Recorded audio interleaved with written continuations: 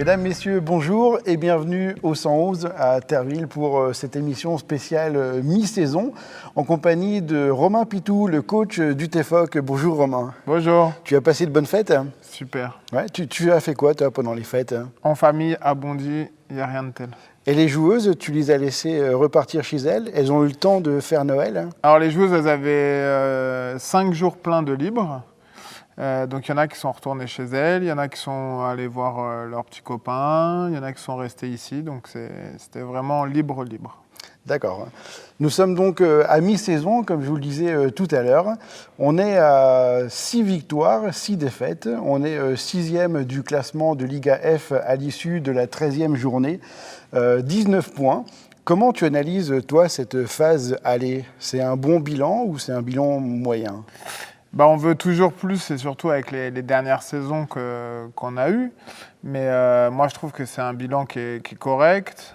Bien sûr, j'aurais aimé faire un meilleur mois de décembre, même s'il n'est pas fini, et avoir plus de points. Mais il faut regarder qu'il y a des équipes qui tournent très très bien, il y a des équipes qui sont meilleures que nous. Et voilà, c'est un bilan qui est à égalité, 6 victoires, 6 défaites. Dans les 6 défaites, il y en a 3 où on fait 3-2, donc ça nous fait une victoire en plus. Donc on peut voir moi je vois le côté positif. Le verre, il est jamais à moitié vide, il est toujours à moitié plein. Et oui, on aurait aimé mieux, mais c'est déjà très très bien pour le TEFOC et pour notre club. Et c'est vrai qu'il y a eu de belles performances, notamment contre Mulhouse. À Mulhouse, on a perdu au tie-break, mais il fallait emmener déjà cette équipe au tie-break. On a gagné également contre Nantes. Nantes qui est leader actuellement de la Liga F. Leur seule défaite, c'est le TEFOC. Est-ce que tu penses que cette équipe, elle peut tout gagner pour le reste de la saison ? Oui, je pense qu'il y a des qualités, il y a une envie, c'est une équipe qui travaille énormément. Là, il y a eu un petit manque de confiance, il y a eu un petit peu de fatigue, mais je pense qu'on peut faire de belles choses et on l'a montré. Il faut juste qu'on redémarre un petit peu la machine. Là, ça s'est un petit peu enrayé, mais ça va aller. Il faut rester confiant. Même sur les matchs qu'on perd, on perd beaucoup de 7 par 2 points d'écart, donc ça veut dire qu'on n'est pas à la rue. Et donc voilà, moi, une fois de plus, je vois que des signes positifs. Après, c'est sûr qu'il faut qu'on engrange une victoire pour relancer la machine. Exactement, parce qu'on reste actuellement sur 4 défaites consécutives. Rengranger la victoire, ça nécessite du travail. Tu as toujours dit que cette équipe est très travailleuse. Qu'est-ce que tu peux dire d'autre sur cet effectif? Elle est très travailleuse. Non, non, c'est un super groupe. Humainement, c'est vraiment génial.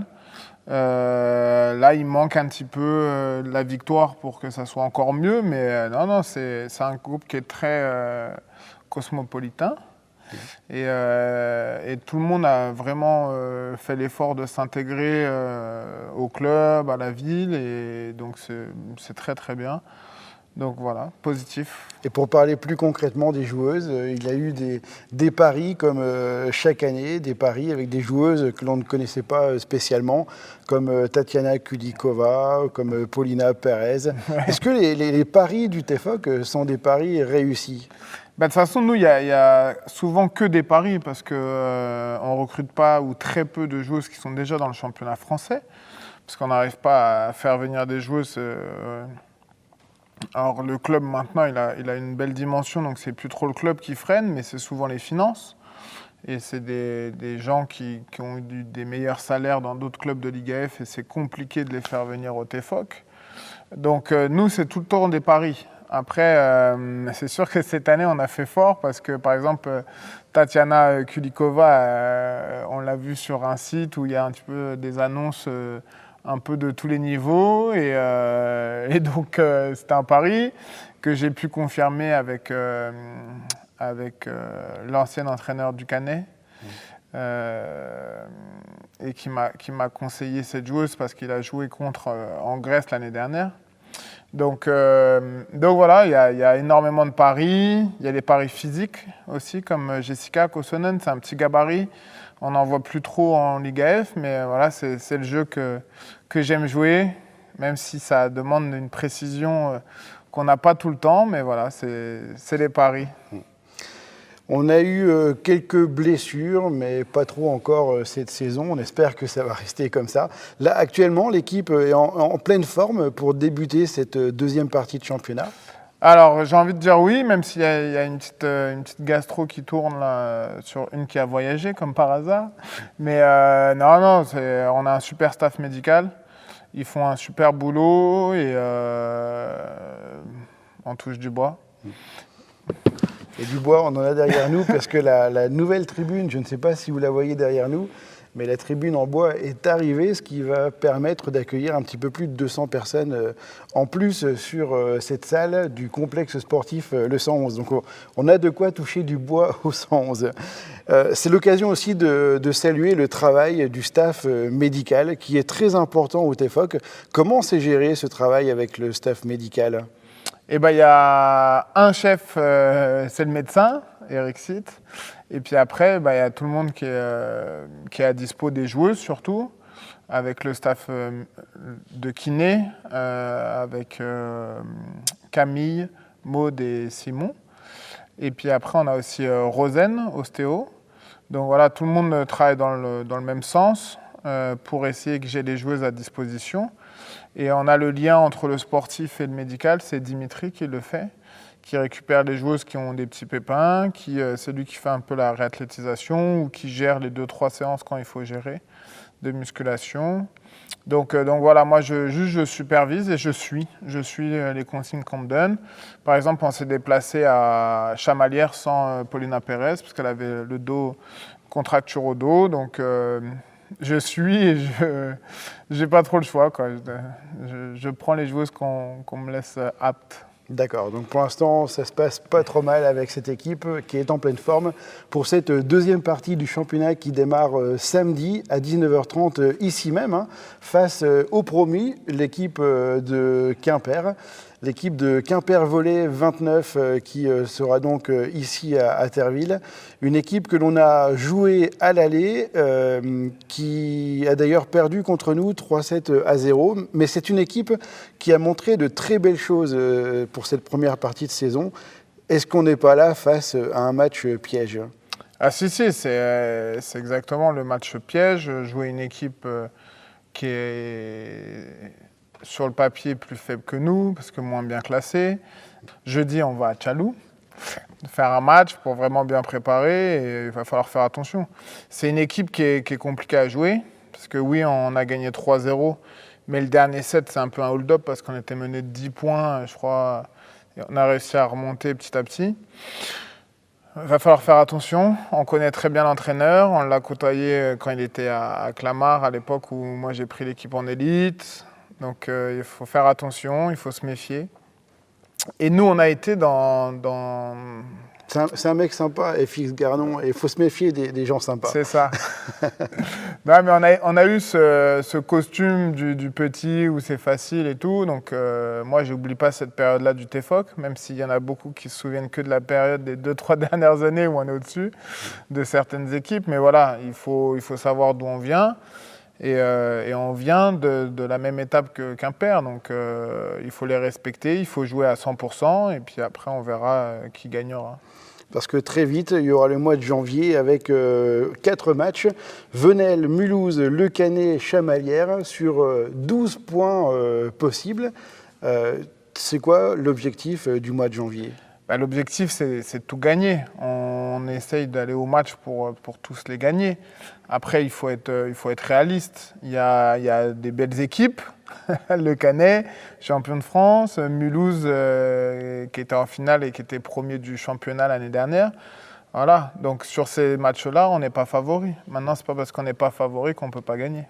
Exactement. Il y aura aussi la Coupe de France le 23 janvier contre Vendeuvre-Nancy. Ça sera à Vendeuvre-Nancy et ce sera peut-être l'occasion de prendre notre revanche sur le championnat. La Coupe de France, j'ai le sentiment que ça n'a jamais été un gros objectif. Est-ce que cette année, c'est différent ? C'est toujours compliqué la Coupe de France, parce que nous, on a un effectif qui est plutôt petit, avec 11 joueuses cette année, mais avec 10 joueuses, c'est toujours compliqué d'être sur tous les tableaux. Donc l'objectif premier, c'est le championnat, avec le maintien, 2, les playoffs, et puis après, dans les playoffs, d'aller le plus loin possible. Et puis la Coupe de France, c'est sûr que c'est une Coupe d'Europe à la clé. C'est seulement 4 matchs, mais c'est 4 matchs qui se rajoutent à un calendrier qui est des fois compliqué. Donc là, on a de la chance d'aller chez nos amis et voisins de Nancy. Et voilà, après, c'est sûr que c'est dur de dire on veut gagner la Coupe de France parce qu'il y a un tirage au sort. Ça serait marrant d'ailleurs que la Ligue, pour une fois, ou la Fédé, pardon, pour une fois, elle fasse un tirage intégral. Comme ça, on pourrait faire un petit peu de calcul, ça serait drôle. Mais non, on va pas balancer le match. On va aller pour le gagner. Mais voilà, ça sera pas, il n'y aura pas quelque chose fait en plus sur ce match-là. D'accord, donc rendez-vous à Vendeuvre-Nancy le 23 janvier pour cette Coupe de France. Ça va venir assez vite après les fêtes.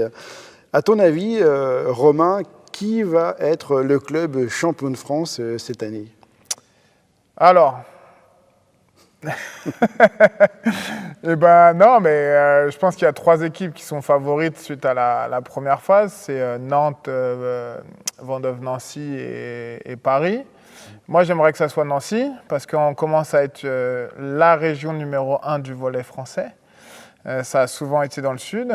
Et voilà. Et comme je ne suis pas du tout un rageux ou un envieux ou quoi que ce soit, si la coupe, elle peut être dans notre région, pourquoi pas. D'accord. Et voilà, je serais content. Après... Tu n'as pas parlé de Mulhouse, hein? Mulhouse, là, cette année, je les vois derrière ces 3-là. Après, on va voir le recrutement, parce qu'il y a des équipes qui vont recruter. Donc, à l'intersaison, ça arrive souvent. Mais ouais, je pense que pour l'instant, Mulhouse, c'est un petit peu compliqué. Et que ces 3 équipes-là, elles sont favorites. Et, même si Vendeuvre l'a un petit peu mal pris, mais ils ont la chance de ne pas faire la Coupe d'Europe, là où Nantes et Paris sont encore qualifiés. Donc pour moi, tous les feux sont ouverts pour Vendeuvre, Nancy. Et à eux de gérer et puis d'avoir la chance qu'il faut pour ne pas avoir de blessés, pour ne pas avoir de malades, pour la chance du champion. Eh ben, ce sera le mot de la fin. Merci beaucoup Romain Pitou pour cette interview de mi-saison. On se refera une petite émission avant les playoffs. Si on est en playoffs, on espère bien sûr. Sinon, ce sera une émission de fin de saison. Mais on va tout faire pour être en playoffs. Rendez-vous ce samedi 19h30 face à Quimper pour la 2e partie de championnat. Merci Romain. Merci à toi, à vous tous. Et à samedi.